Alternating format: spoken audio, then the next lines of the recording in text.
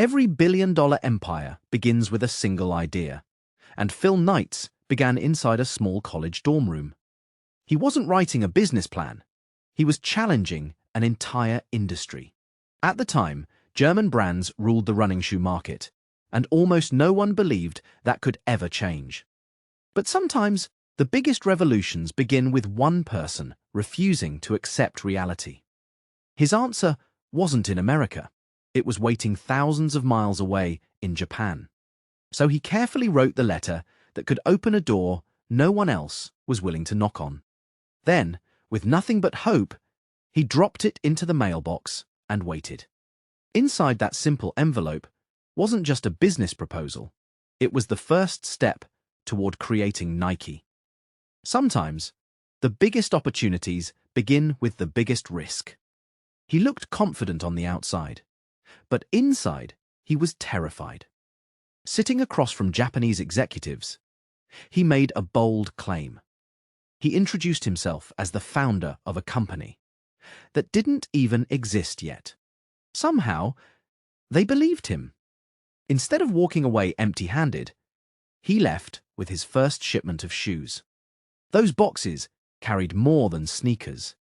They carried a dream. The hardest part was over. Now, the real journey could finally begin. With just a few boxes of shoes, Phil Knight opened the trunk of his car and started selling. There was no fancy store, only one belief that these shoes were better. Every customer was earned one conversation at a time. The money came in slowly, but every sale proved the dream was possible.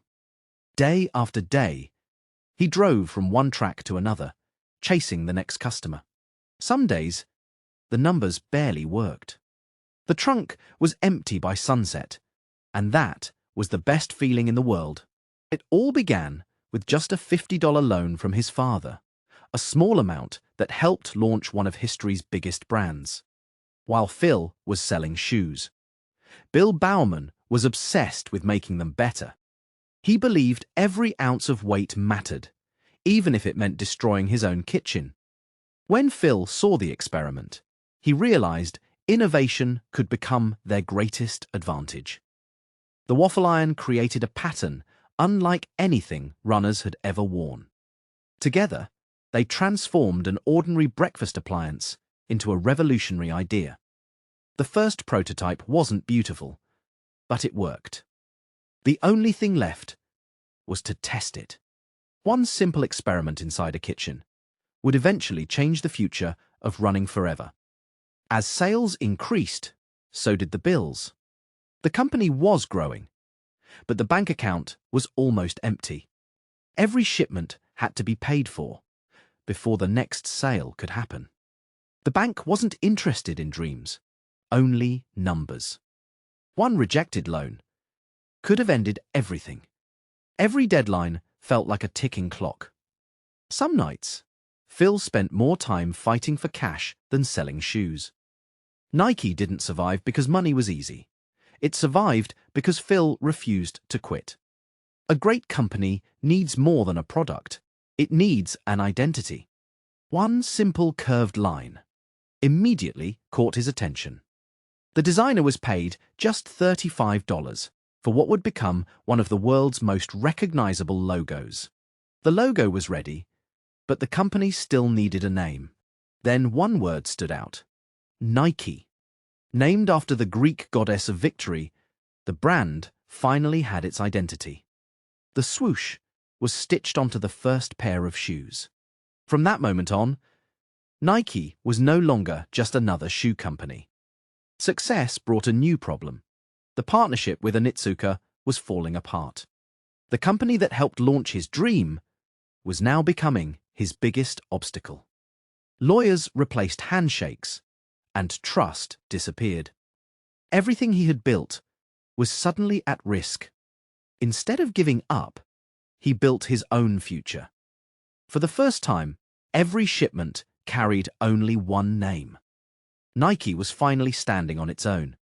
The company was no longer a distributor. It had become a true brand.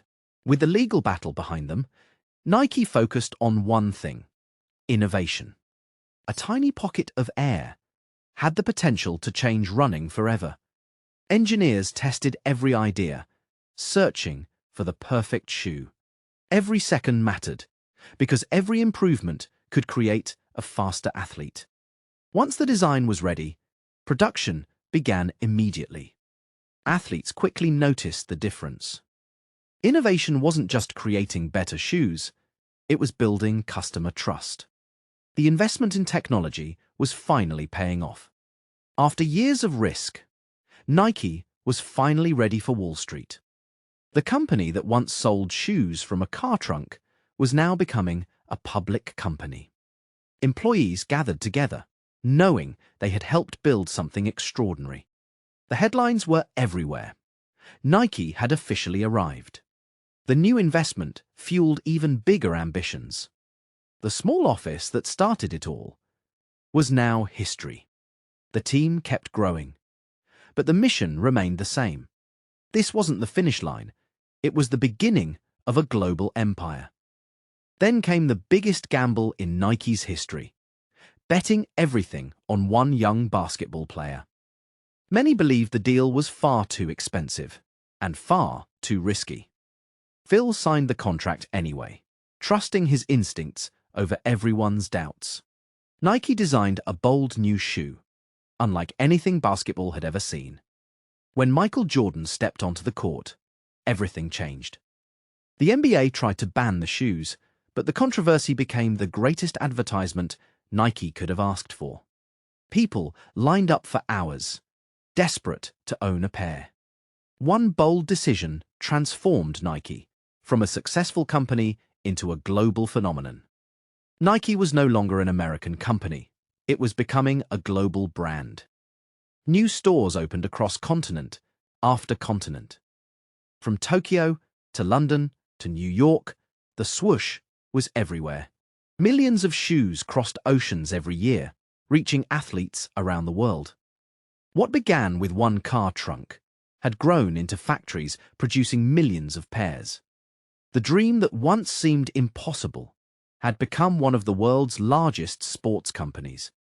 Every great company eventually faces one final challenge: surviving its founder. Phil stepped back from daily leadership, trusting Nike to keep moving forward. The leadership changed. The mission never did. Nike became much more than a shoe company. It became a complete sports brand. From running shoes to technology, fitness apps, and sportswear, the swoosh reached every part of an athlete's life. Today, Nike's campuses stretch across the world, where thousands of people work to shape the future of sports. The company's value climbed to heights that once seemed impossible. From the Olympic Games to neighborhood courts, athletes everywhere wear the swoosh. One simple logo became one of the most recognized symbols on Earth. The company that started with one man, one car, and one impossible dream had become a global icon. From a tiny startup, Nike has grown into a company worth over $150 billion. The journey from a car trunk to a global empire proves that every giant begins with one small step. One idea, one believer, and one decision to never give up changed the sports industry forever. What started with a $50 loan became one of the greatest business success stories in history, and it all began with one man who refused to quit.